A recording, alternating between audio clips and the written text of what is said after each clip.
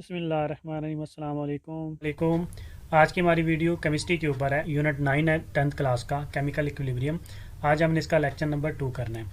आज की वीडियो में जो क्वेश्चन हम लोग करने जा रहे हैं वो बहुत इंपॉर्टेंट है, ठीक है। वो है लॉ ऑफ मास एक्शन। तो लॉ ऑफ मास एक्शन क्या होता है आज की वीडियो में मैं ब्रीफली एक्सप्लेन करने जा रहा हूँ विद एग्जांपल। इसलिए आप लोगों ने मेरी वीडियो जो है वो कंप्लीट देखनी है। ये बहुत इंपॉर्टेंट है और अक्सर एग्जाम में जो है वो आता होता है। तो देखिए हमारे पास सबसे पहले देख लेते हैं जो एक्सपेरिमेंट है लॉ ऑफ मास एक्शन, ये किसने दिया, ठीक है। इसकी कुछ डिटेल्स मैं आपको बता दूं। सबसे पहले देखें कि कौन से ईयर में हुआ और किसने जो है ये थ्योरी जो है वो पेश की, कौन से केमिस्ट थे जिन्होंने ये जो है वो लॉ जो है वो पेश किया था। तो देखें सबसे पहले जो ईयर था, ठीक है, वो 1869 ईयर के अंदर किसने, दो केमिस्ट थे, उसमें से एक जो है वो गुलबर्ग और दूसरा जो है वो वेज, ठीक है। इन दोनों ने लॉ ऑफ मास एक्शन जो है वो पेश किया था, अपनी थ्योरी जो है वो पेश की थी, जिसको उन्होंने नाम दिया था लॉ ऑफ मास एक्शन। अब इसके अंदर होता है क्या है, अकॉर्डिंग टू देम हुआ क्या है या होता है क्या है, बेसिकली इनकी दो स्टेटमेंट्स थी। इसमें से जो स्टेटमेंट नंबर 1 है उसमें देखिए इसने इन्होंने कहा था कि जो रेट है, rate at which substances react. अब हमने लास्ट लेक्चर में देखा था, ठीक है, जिसमें रिवर्सिबल रिएक्शन हम लोगों ने जो है वो पढ़ा था, ठीक है। रिवर्सिबल रिएक्शन जिसमें रिएक्शन क्या कर सकता था, वापस जो है वो रिएक्टेंट टू प्रोडक्ट पहले बनते थे, फिर प्रोडक्ट से वापस जो है वो रिएक्टेंट भी बनते थे। रिवर्सिबल रिएक्शन उसको बोलते थे। तो देखिए अब हम हमारे पास क्या है, the rate at which substances react, मतलब ऐसा रेट जिसके अंदर जो सब्सटेंसेस दो आपस में जो है वो रिएक्ट कर रहे होते हैं, ठीक है, वो डायरेक्टली प्रोपोर्शनल होता है किसके, टू देयर एक्टिव मास। उनका जो एक्टिव मास होता है, जितनी प्रोपोर्शन से वो, जितनी कंसंट्रेशन से वो आपस में जो है वो सब्सटेंसेस जो है वो रिएक्ट कर रही होती हैं, ठीक है। वो जो रेट होता है, rate at which substances react, वो डायरेक्टली प्रोपोर्शनल होता है किनके, उनके एक्टिव मास के। सेकंड स्टेटमेंट इन्होंने दी थी, ठीक है, जो मेन इंपॉर्टेंट है, जो मेन हमने जो है वो याद रखनी है, उसमें उन्होंने कहा था द रेट ऑफ रिएक्शन, मतलब जो रिएक्शन का रेट होगा, जिस रेट से रिएक्शन जो है वो हो रहा होगा, वो डायरेक्टली प्रोपोर्शनल होगा to the product of active message of reacting substances. जो दो सब्सटेंस आपस में जो है वो क्या कर रहे होंगे, रिएक्ट कर रहे होंगे, उनका जो एक्टिव मास होगा, उनको अगर हम मल्टीप्लाई करेंगे तो वो हमारे पास रिजल्टेंट आता है रेट ऑफ रिएक्शन। तो rate of reaction basically directly proportional है, प्रोडक्ट लेने हमने किनका, जो सब्सटेंसेज आपस में रिएक्ट कर रहे होंगे, ठीक है, केमिकल रिएक्शन के अंदर, उनके प्रोडक्ट को मल्टीप्लाई करना है हमने, तो हमारे पास रेट ऑफ रिएक्शन आ जाएगा। तो ये दो जो है स्टेटमेंट्स इन लोगों ने जो है वो पेश की थी 1869 में, जिनको इन्होंने लॉ ऑफ मास एक्शन जो है वो कहा था। बेसिकली इन दोनों स्टेटमेंट्स में जो डिफरेंस है ना वो ये है कि जो पहली स्टेटमेंट है उसमें इंडिविजुअल सब्सटेंस का जो है ना वो बता रहा है कि रेट क्या होगा, स्पीड कितनी होगी रिएक्शन के अंदर, ठीक है। जितना ज़्यादा उसका एक्टिव मास होगा एक सब्सटेंस का, ठीक है, और केमिकल रिएक्शन के अंदर उसका जो रेट होगा वो उस हिसाब से ज़्यादा होगा या कम होगा। इंडिविजुअल सब्सटेंस की वो बात कर रहा है। सेकंड स्टेटमेंट में वो एज ए होल बात कर रहे हैं केमिकल रिएक्शन की, ठीक है, कि जितने भी सब्सटेंस उसके अंदर होंगे, ठीक है, उनके जो एक्टिव मैसेज होंगे, अगर हम उनको मल्टीप्लाई करेंगे तो जो हमारे पास रिजल्टेंट आएगा वो हमारे पास रेट ऑफ रिएक्शन आएगा एज ए होल पूरे केमिकल रिएक्शन का, ठीक है। लेकिन पहली स्टेटमेंट में इंडिविजुअल सब्सटेंस का कितना रेट होगा एक रिएक्शन के अंदर, वो कितना टेक पार्ट कर रहा होगा, कितनी स्पीड से लगा होगा, वो डिपेंड करेगा उसके एक्टिव मास के ऊपर। अगर वो ज़्यादा होगा तो वो ज़्यादा टेक पार्ट कर रहा होगा, ज़्यादा हिस्सा डाल रहा होगा रिएक्शन के अंदर, लेकिन अगर कम होगा तो कम उसका रिएक्शन में रेट होगा। सेकंड में एज ए होल वो कह रहे हैं कि पूरा जो केमिकल रिएक्शन होता है वो डिपेंड करता है कि जो सब्सटेंस उसमें टेक पार्ट कर रहे होते हैं उनका कितना एक्टिव मास है, दोनों को मल्टीप्लाई करके तो हमारे पास जो है वो रिजल्टेंट आता है रेट ऑफ केमिकल रिएक्शन। अब देखें फॉर एग्जांपल हमारे पास जो यूनिट है ना यहाँ पे, ठीक है, यूनिट ऑफ एक्टिव मैसेज, जब जो एक्टिव मास ये जो बोल रहा है ये क्या होता है, बेसिकली ये मोलर कंसंट्रेशन होती है। बेसिकली जो केमिकल रिएक्शन के अंदर जो है ना वो दो सब्सटेंस जो है वो आपस में रिएक्ट कर रहे होते हैं एक दूसरे के साथ, उनकी कितनी मोलर कंसंट्रेशन होती है उसको बोलते हैं एक्टिव मास। इसकी जो यूनिट होती है वो होती है मोल पर डी एम क्यूब, ठीक है, मोल पर डी एम क्यूब इसकी जो है वो यूनिट होती है। और जो ये कंसंट्रेशन होती है, ये जो एक्टिव मैसेज होती हैं, जब हमने इनको रिप्रेजेंट करना होता है तो हम एक स्क्वायर ब्रैकेट्स लगाते हैं और उसके अंदर इनकी जो है वो एक्टिव मास जो है वो लिखते हैं, ठीक है। तो इसकी यूनिट होती है मोल पर डी एम क्यूब, और इनको रिप्रेजेंट कैसे करते हैं, स्क्वायर ब्रैकेट लगाते हैं और उसके अंदर जो है वो मोलर कंसंट्रेशन या एक्टिव मास इनका जो है वो लिखते हैं। अभी एग्जांपल करते हैं तो आप लोगों को जो है वो इजीली अंडरस्टैंड हो जाएगा। तो ये इस तरह की ब्रैकेट आपने लगानी है, ठीक है। इस तरह के ब्रैकेट के अंदर आपने वो जो है वो एक्टिव मास लिखना है किसी भी सब्सटेंस का। अब देखें यहाँ पे हमारे पास एग्जांपल देखें, ए है हमारे पास कोई भी सब्सटेंस है प्लस बी है, ठीक है, ये आपस में रिएक्शन कर रहे हैं। जब ये आपस में रिएक्शन करेंगे, ठीक है, तो रिवर्सिबल रिएक्शन जो है वो हो रहा होगा। इसमें हमारे पास सी बनता है और हमारे पास डी बनता है। ठीक है, ए कोई भी हमारे पास एक जो है वो सब्सटेंस है, ये बी के साथ रिएक्ट करता है, रिएक्शन करता है, और रिजल्टेंट हमारे पास जो है वो सी और डी कोई भी सब्सटेंस जो है वो हमारे पास प्रोड्यूस हो रही है। ठीक है, ये रिवर्सिबल रिएक्शन है। दोबारा सी से डी जो है आपस में रिएक्ट करके दोबारा इसको ए एंड बी भी जो है वो बना रहे होंगे। ठीक है, रिएक्टेंट टू प्रोडक्ट भी जा रहा है और प्रोडक्ट से वापस रिएक्टेंट भी आ रहा होगा। अब देखिए हमारे पास कंसिडर करने हमने जो हमारे पास ए है सब्सटेंस, और बी है, सी है और डी है, ये चारों सब्सटेंस है, इनकी जो मोलर कंसंट्रेशन है, इनके जो मैसेज हैं वो क्या है हमारे पास, वो for example A B C and D हैं। ठीक है, A B C and D लिखेंगे तो फिर जब हमने इनको एक्टिव मैसेज लिखना है, जब इनकी मोलर कंसंट्रेशन लिखनी है, तो मैंने आपको कहा थोड़ी देर पहले कि इनको ब्रैकेट के अंदर आपने लिखना है। ठीक है, तो इसका ये A bracket, A square bracket का क्या मतलब होता है कि ये जो ए स्क्वायर ब्रैकेट है, ये हम कंसिडर कर रहे हैं इस ए सब्सटेंस का मोलर कंसंट्रेशन, बी हम कंसिडर कर रहे हैं इसकी मोलर कंसंट्रेशन, सी हम कंसिडर कर रहे हैं इसकी मोलर कंसंट्रेशन, डी हम कंसिडर कर रहे हैं इसकी मोलर कंसंट्रेशन। ये जस्ट हम कंसिडर कर रहे हैं कि इनकी ये मोलर कंसंट्रेशन है, इनके एक्टिव मैसेज हैं बेसिकली ये वाले। ठीक है, हमने कंसिडर किए हैं कि इतनी क्वांटिटी में फॉर एग्जांपल ये लोग आपस में रिएक्शन कर रहे हैं। अब देखिए हमारे पास होता क्या है, ये देखें the rate of forward reaction. अब जो रेट ऑफ फॉरवर्ड रिएक्शन होगा, जो फॉरवर्ड की तरफ रिएक्ट कर रहे होंगे, वो डायरेक्टली प्रोपोर्शनल होगा। ये दोनों आपस में ए और बी जो है आपस में रिएक्ट करके तो क्या कर रहे हैं, फॉरवर्ड रिएक्शन जो है वो बना रहे हैं। ये सी और डी आपस में रिएक्ट करके तो क्या कर रहे होंगे, रिवर्स रिएक्शन जो है वो बना रहे होंगे। जब रेट ऑफ फॉरवर्ड रिएक्शन लिखेंगे तो इसका मतलब है कि ए मल्टीप्लाई बाय बी, लेकिन अब हम ए मल्टीप्लाई बाय बी नहीं करेंगे, जितना इनके एक्टिव मैसेज हैं, हमने पढ़ा था ना प्रोडक्ट ऑफ एक्टिव मैसेज, तो एक्टिव मैस क्या हमारे पास ए और बी। ठीक है, ब्रैकेट वाले, स्क्वायर ब्रैकेट वाले, A square bracket multiply by B square bracket, ये हमारे पास इनके एक्टिव मैसेज हैं। इन दोनों का हमने क्या लेना है, प्रोडक्ट। तो rate of forward reaction directly proportional होगा किसके, product of A and B के मोलर कंसंट्रेशन के। वो हमारे पास क्या है, product of active message of reactants. तो अभी हमारे केस में जो रेट ऑफ फॉरवर्ड रिएक्शन होगा, ठीक है, the rate of forward reaction वो डायरेक्टली प्रोपोर्शनल हो जाएगा। रिएक्टेंट्स क्या है हमारे पास, ए और बी, इनकी कंसंट्रेशन क्या है हमारे पास, ए ब्रैकेट के अंदर है, ठीक है, और बी भी ब्रैकेट के अंदर है, स्क्वायर ब्रैकेट के अंदर है। ये हमारे पास जो है वो इनकी रिएक्टेंट्स की जो एक्टिव मैसेज है, तो हम लिखेंगे A square bracket multiply by B square brackets. ठीक है, तो स्क्वायर ब्रैकेट्स आपने देनी है, ये इनके एक्टिव मैसेज हैं। आपने ए और बी जो है वो जस्ट नहीं लिख देने, आपने इनकी जो है वो स्क्वायर ब्रैकेट्स देनी है। तो हमारे पास देखिए अभी the rate of forward reaction is equal to, अब कोई भी चीज़ जो है वो जब डायरेक्टली प्रोपोर्शनल का साइन होता है, जब इसको ख़त्म करते हैं हम इक्वल्स टू का साइन लगाते हैं, तो हमारे पास एक कांस्टेंट आता है। ठीक है, तो इज इक्वल टू हमारे पास क्या आ जाएगा, उसको मैं नाम दे देता हूँ के एफ, मतलब फॉरवर्ड रिएक्शन का जो है वो constant of forward reaction K F multiply by A and B की मोलर कंसंट्रेशन। ठीक है, A square bracket multiply by B square bracket, ये मेरे पास आ गया फॉरवर्ड रिएक्शन का। अब इसी तरह देखें मैं निकाल सकता हूँ रिवर्स का भी। यहाँ पे के मैंने आपको बताया कि जो के एफ है वे क्या है, कांस्टेंट ऑफ फॉरवर्ड रिएक्शन है। अब दूसरे सिनेरियो में देखते हैं, अभी तो हमने कहा ना कि फॉरवर्ड रिएक्शन में ये होगा, अब हमने रिवर्स वाले रिएक्शन में देखना, तो हमने लिखना है the rate of reverse reaction जो है वो डायरेक्टली प्रोपोर्शनल होगा। अब रिवर्स रिएक्शन में कौन से जो है वो आपस में रिएक्ट कर रहे हैं, ये दोनों सी और डी जो आपस में क्या कर रहे हैं, रिएक्ट कर रहे हैं। ठीक है, तो आप लिखेंगे rate of reverse reaction directly proportional होगा active product of active message of reactants. अब कौन से रिएक्टेंट है हमारे पास, सी और डी। अब हमने मोलर कंसंट्रेशन लेनी है सी और डी की, तो अब लिखेंगे rate of reverse reaction directly proportional है हमारे पास सी एंड डी का स्क्वायर ब्रैकेट।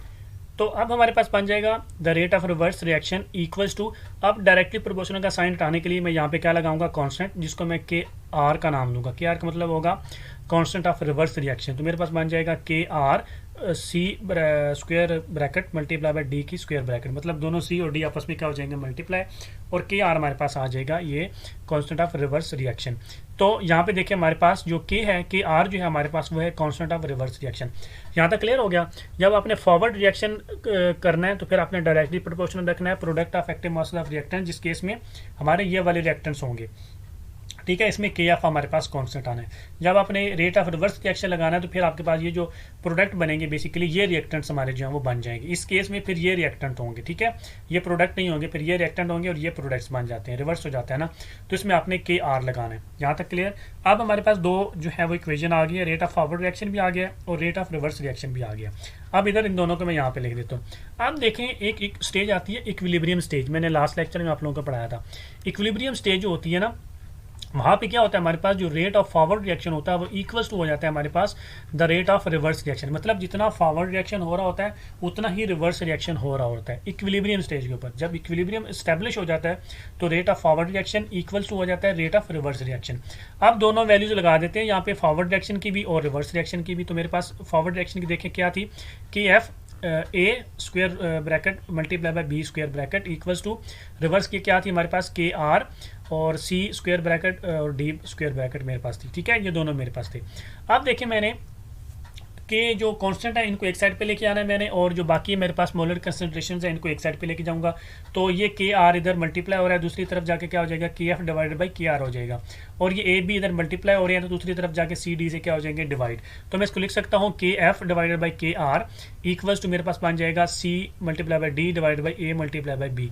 ए भी उधर जाके क्या हो गया डिवाइड हो गया, सी डी तो वैसे ऊपर ही रहे। अब ये देखिए ये मेरे पास जो के F divided by K are है, ठीक है, ये के F divided by K are इसको बोलते हैं के सी। के सी का मतलब होता है इक्विलिब्रियम कांस्टेंट। मतलब इक्विलिब्रियम स्टेज के ऊपर अगर हम इनको एक ही कांस्टेंट में लिखेंगे तो उसको बोलते हैं के सी इक्विलिब्रियम कांस्टेंट। वो इक्वल्स होता है के F divided by K are. इसका मतलब है मैं इसकी जगह पे के F divided by K are की जगह पे जस्ट के सी भी लिख सकता हूँ। तो मैं यहाँ पे लिख दूंगा के सी इक्वल्स टू मेरे पास क्या आ जाएगा C D divided by A B. ठीक है, ये मेरे पास जो इक्वेशन आई है ये वाली, ये इक्विलिब्रियम कांस्टेंट है। ठीक है, ये कौन सा कांस्टेंट है, ये इक्विलिब्रियम कांस्टेंट है जो इक्विलिब्रियम स्टेज के ऊपर हमारे पास जो है वो आता है। ठीक है, जिसको जो हम के एफ और के आर जो है वो डिवाइड करके हमारे पास इक्विलिब्रियम कांस्टेंट जो वो आता है, मतलब मिडिल स्टेज वाला जो है वो कांस्टेंट हमारे पास के सी आता है। उसको आपने इस तरीके से जो है वो ड्राइव करना है। अब देखिए हमारे पास मैं एग्जांपल करवाता हूँ आपको, एग्जांपल ऑफ इक्विलिब्रियम कांस्टेंट जो अभी हमने पढ़ा ना के सी, इसकी कुछ एग्जांपल्स देख लेते हैं कि इसको किस तरीके से फाइंड करना है और मेथड क्या है, तो आप लोगों को जो है वो आसानी हो जाएगी समझने में। देखिए मेरे पास रिएक्शन है, नाइट्रोजन है, ठीक है, और मेरे पास जो है वो ऑक्सीजन है। ये दोनों आपस में रिएक्शन करते हैं और ये हमारे पास रिवर्सिबल रिएक्शन है और इसके नतीजे में हमारे पास जो है वो नाइट्रोजन मोनोऑक्साइड जो है वो बन रहा है। लेकिन नाइट्रोजन मोनोऑक्साइड देखिए हमारे पास उसके जो है वो 2 मोल्स जो है वो बन रहे हैं, NO के 2 मोल्स हमारे पास बन रहे हैं। N2 जो है नाइट्रोजन उसका भी 1 मोल है हमारे पास, और O2 जो ऑक्सीजन है उसका भी 1 मोल है हमारे पास।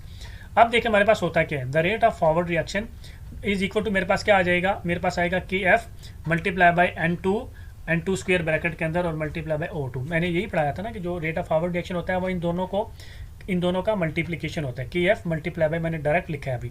ठीक है, वैसे तो क्या होता है डायरेक्टली प्रोपोर्शनल होता है N2 और O2 के, फिर आप डायरेक्टली प्रोपोर्शनल लगाते हैं तो के एफ लिख देते हैं। ठीक है, N2 और O2। अब इसी तरह हमारे पास जो है वो रेट ऑफ रिवर्स रिएक्शन जो होता है वो इक्वल टू होता है के आर। अब इधर एक चीज़ याद रखनी है आपने, ये जो 2 लिखा हुआ है, जो मोल लिखे हुए 2, अगर इस साइड पे मतलब लेफ्ट साइड के ऊपर, ठीक है, इधर फॉर एग्जाम्पल कुछ भी लिखो, 2 लिखो, 3 लिखो, 4 लिखो, बैलेंस करने के लिए कितने उसके मोल्स लिखे होंगे, तो वो क्या होंगे, वो हमारी जो ये वाली ब्रैकेट होती है ना, जो स्क्वायर ब्रैकेट लगाते हैं, ठीक है, इसके बाहर पावर बन के आती है। ठीक है, बस आपने ये याद रखना है, इसके बाहर क्या आएंगे, पावर बन के आएंगे। ये 2 क्यों नहीं पावर बन के आए, क्योंकि ये नाइट्रोजन है, ये मोल नहीं है, ये N2 है। ठीक है, मोल इधर लिखे होते हैं, ठीक है, इस साइड पे लेफ्ट साइड पे, ये O2 भी इधर नहीं लिखा हुआ, ये इसका जो 2 है ये इस साइड पे लिखा हुआ है हमारी जो है ना लेफ्ट साइड पे, ये इसका मोल है, तो ये इसकी पावर बन के आ जाएगा। तो मैं rate of reverse reaction is equal to हमारे पास क्या बन जाएगा, ये देखिए नंबर ऑफ मोल्स, तो ये क्या बन जाएगा हमारे पास के आर NO की पावर 2। ठीक है, तो NO इसकी पावर ये क्या हो जाएगी 2, ऊपर जो है वो ब्रैकेट के बाहर इस तरीके से जो है वो पावर बन जाएगी। आपने बस ये याद रखना है कि अगर नंबर ऑफ मोल्स गिवन होंगे तो वो ब्रैकेट के बाहर आके पावर बन जाएंगे। ठीक है, बाकी सारा जो है वो सेम है। अभी देखें वही हमारे पास, हमको मालूम है इक्विलिब्रियम स्टेज के ऊपर हमारे पास क्या होता है, the rate of forward reaction equals to होता है हमारे पास the rate of reverse reaction. तो मैं लिख देता हूँ हमारे पास K F N2 multiply by O2 equals to K R NO की पावर 2। ठीक है, स्क्वायर ब्रैकेट्स ऑफ कोर्स उनके सारे सबके साथ में आ रही हैं। अब देखें के एफ और के आर हमने फाइंड करना है, क्योंकि ये इक्विलिब्रियम कांस्टेंट होता है हमारे पास, इक्वल्स टू हमारे पास ये वाला जो है N2 और O2 स्क्वायर ब्रैकेट्स उधर जाके डिवाइड हो जाएंगे, तो मेरे पास बन जाएगा NO की power 2 divided by N2 O2 square bracket के अंदर। ये मेरे पास क्या है, के एफ और के आर हमारे पास क्या होता है के सी, तो के एफ और के आर हमको मालूम है इज इक्वल टू के सी होता है, तो मेरे पास जो है वो क्या बन जाएगा के सी इक्वल्स टू मेरे पास बन जाएगा NO की power 2 divided by N2 O2। ये क्या है इसका इक्विलिब्रियम कांस्टेंट है। तो इस तरीके से आपको वो कोई भी केमिकल रिएक्शन देगा, रिवर्सिबल रिएक्शन देगा, तो आपने इस तरीके से जो है वो के सी फाइंड करना है। अब एक और एग्जांपल देखते हैं इसकी। ठीक है, उसमें है N2 नाइट्रोजन हमारे पास, और हाइड्रोजन आपस में जो है वो रिएक्शन कर रहे हैं और हमारे पास जो है वो अमोनिया जो है वो बन रहा है। अब इसको हमने पहले करना है बैलेंस। सबसे आपने पहले याद रखना है कि आपने करना है बैलेंस। लास्ट वाली में तो मैंने डायरेक्टली लिख दी थी बैलेंस वाली, इसमें मैंने बैलेंस नहीं की हुई। इसमें देखें आप, यहाँ पे नाइट्रोजन कितने हैं 2, यहाँ पे नाइट्रोजन कितना है ओनली 1, ठीक है। तो सबसे पहले आप क्या करेंगे, इधर 2 लगाएंगे इसको बैलेंस करने के लिए। तो यहाँ पे मैंने लगा दिया 2। अब नाइट्रोजन होगी बैलेंस, क्योंकि नाइट्रोजन इधर भी 2 है और इधर भी 2 है, नाइट्रोजन बैलेंस होगी। अब देखना है हमने हाइड्रोजन इधर कितने हैं 2, इधर हाइड्रोजन कितने हैं 3 × 2 करेंगे तो हमारे पास आता है 6। इधर हाइड्रोजन है 6, इधर हाइड्रोजन है 2, तो क्या करेंगे यहाँ पे 3 से मल्टीप्लाई करेंगे तो हाइड्रोजन भी इक्वल आ जाएगा। यहाँ पे मैंने 3 कर दिया। अब ये हमारे पास बैलेंस आ गई है। अब आपने याद रखना है कि इसमें जो हाइड्रोजन है हमारे पास, इसके 3 मोल्स हैं। इसका मतलब है कि H2 की स्क्वायर ब्रैकेट के बाहर पावर कितनी आएगी 3।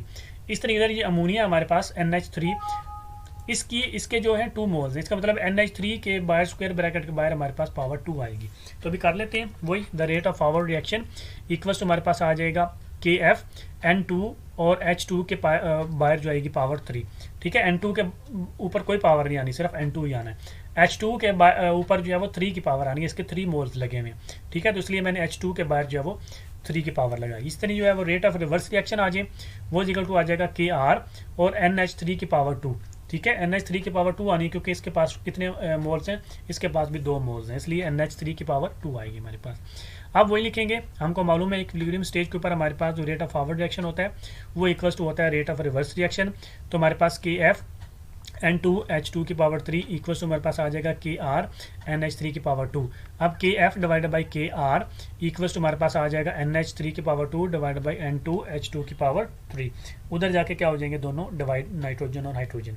अब KF ओवर KR हमको पता है कि ये इक्वल्स टू KC होता है इक्विलिब्रियम कांस्टेंट के। तो इसका मतलब है कि KC इज इक्वल टू हमारे पास आ जाएगा NH3 की power 2 divided by N2 H2 की पावर 3।